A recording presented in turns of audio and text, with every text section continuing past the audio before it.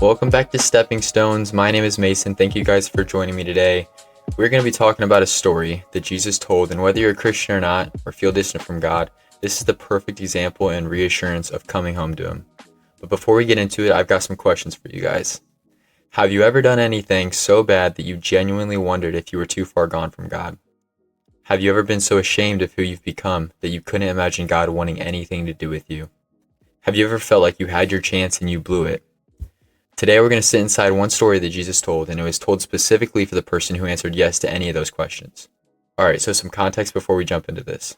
Jesus is sitting in a crowd, and it's a mixed crowd. There are tax collectors, there's sinners, there's people that society had basically written off at the time. And then there's also religious leaders standing off to the side, quietly furious that Jesus keeps spending time with people that he thinks shouldn't be around.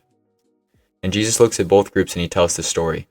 And we're going to walk through this story more simply, but if you have free time before or after, go read Luke 15, verses 11 through 32 for yourself. And as we go through it, I want you to try to picture yourself in it somewhere.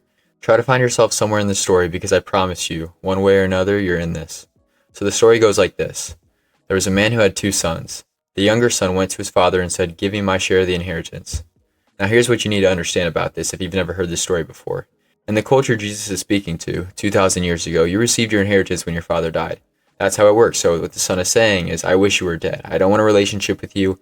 I just want what I'd get if you were gone. So give it to me now. That's how the story starts. And the father, without arguing, without a lecture, without any conditions, he divides everything and he gives it to him. I thought about that moment a lot, because what the father does here is one of the hardest things that a person can do. He lets him go, fully knowing what's about to happen, fully knowing how this ends. He watches his son pack everything up, turn his back, walk away, and he doesn't chase after him. The son gets as far away as he can. He spends this all very, very fast on a life that felt like freedom, but was really just a slow drain. And when the money ran out, a famine hit this country that he was in. The son who had everything is now desperate for anything. So in desperation, he hires himself out to a local man, and the man sends him to feed pigs. Now I need you to understand how far down this is. This young man is Jewish. In Jewish culture, pigs are unclean. You don't touch them, you don't go near them. For a Jewish man to be standing in a pig pen, slopping feed into a trough. This is not just poverty. This is complete exile from everything that he is. There is no lower place for someone like him to land, and he is so hungry that he looks at what the pigs are eating and he wants it. The text says nobody gave him anything. He just sat there in the mud and the smell alone, staring at the wreckage of every choice that he's just made. And I think a lot of us know what this place feels like, even if it looks a little different for us.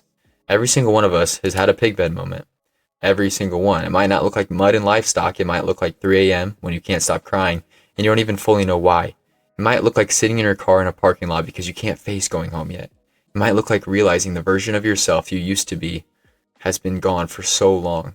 It might even look like being at a point in your life where you don't know what's next and there's so much uncertainty. Nobody gets through this life without a moment where the bottom drops out and you are left sitting in the wreckage of something. And in that moment, and I mean the real depths of it, not just the hard things we go through, but the kind of hard that makes you feel completely alone, there's something that happens. That moment when you can't pretend anymore, when you look at where your choices have brought you and there's nowhere left to run from the truth. Maybe it cost you a relationship. Maybe it cost you years of your life. Maybe it cost you your own respect for yourself. And you're sitting there thinking, I had so much and I threw it away. How did I become this person? That is the pig pen, and as terrible as it is, the pig pen is the most honest place in this story, because it's the only place where the son finally stopped lying to himself. That is rock bottom, when you have no other choice but to be real with yourself. And I want you to think of a moment in your own life where you were there. And it's that exact place, that terrifying, humbling, hollow place that God has always been waiting for you.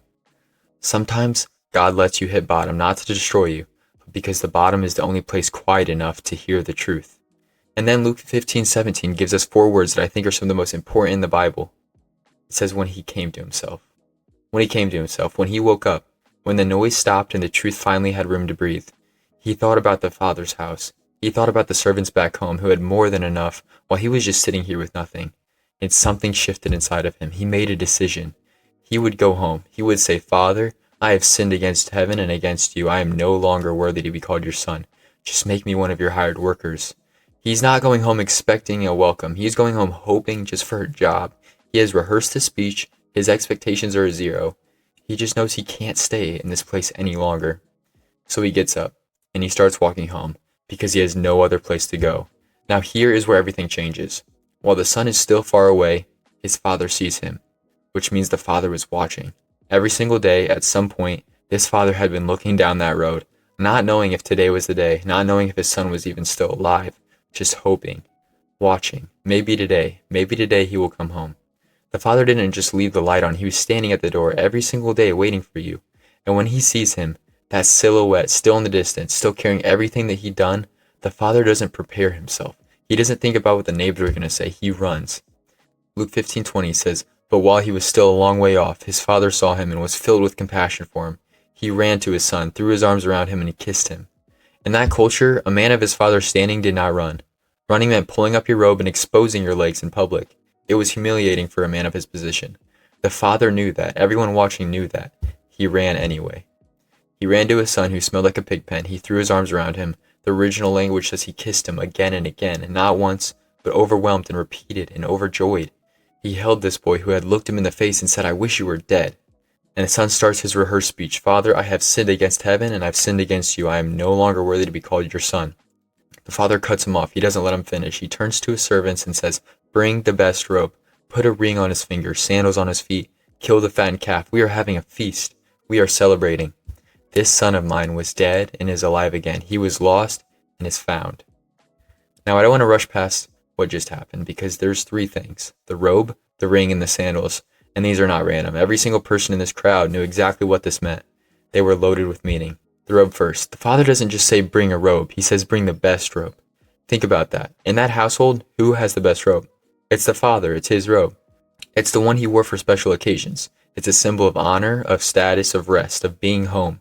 And the father takes it off himself and puts it on his son, who just stumbled back, covered in mud and shame. He is covering his son in front of every servant watching. He is saying, "My son's past and shame is forgotten. His status is unchanged. He is part of this family." That robe was a proclamation to everyone watching that his son has not come home just to earn his way back. He came home to rest. But the ring. In that time, a ring wasn't just jewelry.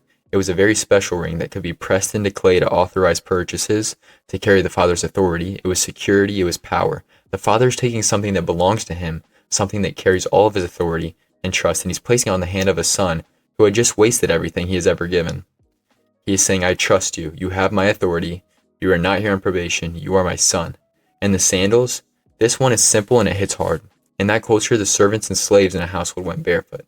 Only the family wore sandals inside the home. So when the father puts sandals on his feet, he is making it clear to every single person in that house, this is not a servant. This is not someone who has to earn his place here. This is my son. He is family and he belongs here. The son came home covered in shame, expecting a wage, and instead the father robed him in honor. The father in this story is a portrait of God, and Jesus drew it like this on purpose. And what he's showing you is that this is exactly what God is like. God is the one on the porch washing that road every single day. God is the one who sees you while you are still far off, still carrying everything that you've done, and is filled with compassion for you. God is the one who runs after you. He doesn't wait for you to clean up and get your words right. He covers your shame with his own robe. He puts his authority on your hand and his belonging on your feet before you even finish your apology. He opens his arms to you no matter how far away you've gone or what you've done, with no questions asked. But this story doesn't end at the party because there's another son, and Jesus puts him in the story for a reason. The older brother has been out in the field all day, faithful, working, and he comes home and hears music, and he asks the servant, "What's going on?" His brother is back. His father threw a party. And the older brother refuses to go in. Once again, the father comes outside. And I want to make a point that the father goes out to meet him again. And now the older son lets it out. "I've been here this whole time. I've never disobeyed you once. You never threw a party for me. But the moment that he comes back after blowing everything that you ever gave him, you kill the fattened calf?" His anger makes a lot of sense. It doesn't look fair. But here's the truth. The older brother had been in the house the entire time and still felt like a servant. He had been obeying out of obligation, keeping score, and when grace showed up looking like a party for someone who didn't deserve it, it felt like an insult to him. He couldn't celebrate. He was too busy being bitter about what was fair. And the father says to him, "Son, you are always with me. Everything that I have is yours. But your brother was dead and now he's alive. He was lost and now he's found. How could we not celebrate that?" I think there's two kind of people hearing this right now. Some of you are that younger son. You've been in that far country and you know what it feels like. You've walked away and you ended up somewhere you never imagined, and you're not sure if you can come back home. And some of you are the older brother. You've been faithful to God. You've shown up, but somewhere along the way, it stopped being about love and started being about performance for his love. And you've been quietly keeping score for years. The older brother is someone who has known God. Maybe you grew up in a church, but somewhere along the way that relationship quietly became a routine. You still call yourself a Christian and you mean it, but if you're honest, really honest, your walk with God looks a lot more like going through the motions than actually walking with Him. You know the right words, you know the right answers. When's the last time you actually sat with God? Not out of obligation, not because it was on your list, but because you genuinely wanted to. When's the last time your prayer felt less like a report you were filling out and more like a conversation with someone you actually loved and missed? Because here's where the older brother shows us. He was in the house the entire time. He had access to everything that the father had.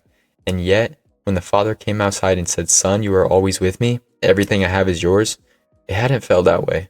He had been performing faithfulness without experiencing the father. He had been doing all the right things and still felt like a servant, not a son. And I think that's one of the loneliest places a person can be.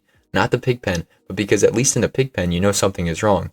But the quiet emptiness of going through the motion of faith, still feeling distant from God, still feeling like you have to earn it, still feeling like your relationship with Him is based on your performance rather than His love.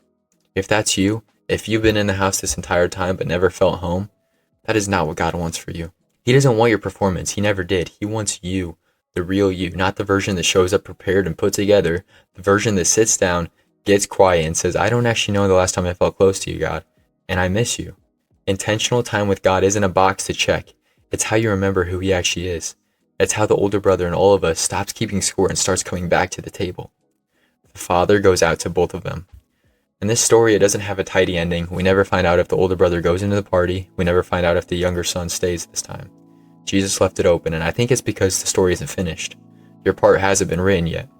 Maybe you've done things you're deeply ashamed of and you're convinced you're too far off. Maybe it's a certain sin you've been living in or addiction you can't stop. Maybe it's guilt or shame that's keeping you from coming home. But God's love and His grace is bigger than all of your problems. The father in this story saw his son while he was still a long way off. He didn't wait for him to arrive cleaned up with the right words. He ran after him. There's a God who has been watching that road, who sees you right now, who is not disgusted at the mud you're sitting in, who is not done with you, who is ready to run the moment you turn around. You don't have to clean yourself up before you come home. That's the whole point. You come home dirty, and the robe gets put on you. God is not waiting for you to deserve it. He's waiting for you to come back. And I want to close the same way we opened. Have you ever done something so bad that you genuinely wondered if you were too far gone from God? Have you ever been so ashamed of who you've become that you couldn't imagine anyone wanting anything to do with you? Have you ever felt like you had your chance and you blew it? But now I want to add two more. Do you actually believe that God would run to you? And if He would, what are you still waiting for? Remember the robe. You don't have to earn it. You can rest in the fact that your shame is covered. Remember the ring. You are secure. You have the authority of a child of God. Remember the sandals. You are not a servant trying to work your way back. You are family. You belong here. If you know someone who is struggling with coming home, please share this with them. Thank you guys for being here. Thank you for listening to Stepping Stones, and God bless.